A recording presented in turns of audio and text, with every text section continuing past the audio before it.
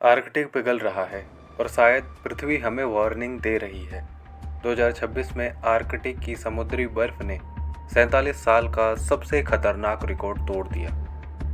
13 मार्च को जब बर्फ अपने मैक्सिमम लेवल पर होनी चाहिए थी, तब भी उसका विस्तार सिर्फ 1.38 करोड़ वर्ग किलोमीटर रह गया। यानी हर साल बर्फ चुपचाप कम होती जा रही है। और समस्या सिर्फ इतनी नहीं है कि बर्फ घट रही है, असल डर उसके बाद शुरू होता है। सफ़ेद बर्फ सूरज की ज़्यादातर हीट वापस स्पेस में भेज देती है।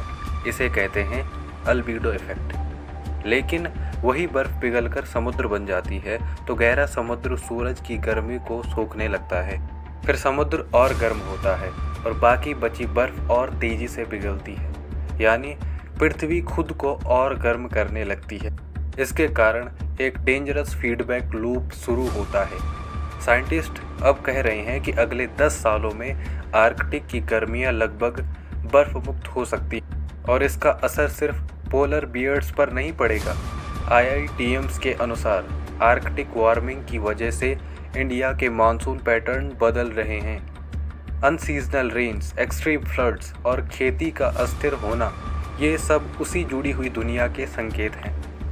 लेकिन AP फ्रेमवर्क एक और गहरी बात कहता है। समस्या सिर्फ कार्बन एमिशन या मशीन की नहीं है। समस्या उस ईगो की है जो कहता है मैं अलग हूँ और प्रकृति मेरे उपयोग के लिए है। जब इंसान खुद को पृथ्वी से अलग मानता है, तभी डिस्ट्रक्शन शुरू होता है। हम पॉलिसीज़ बना रहे हैं, ग्रीन टेक्नोलॉजीज ला रहे हैं, लेकिन अगर भीतर वही लालच और अलगाव बना रहा तो क्राइसिस नए रूप में वापस आ जाएगा।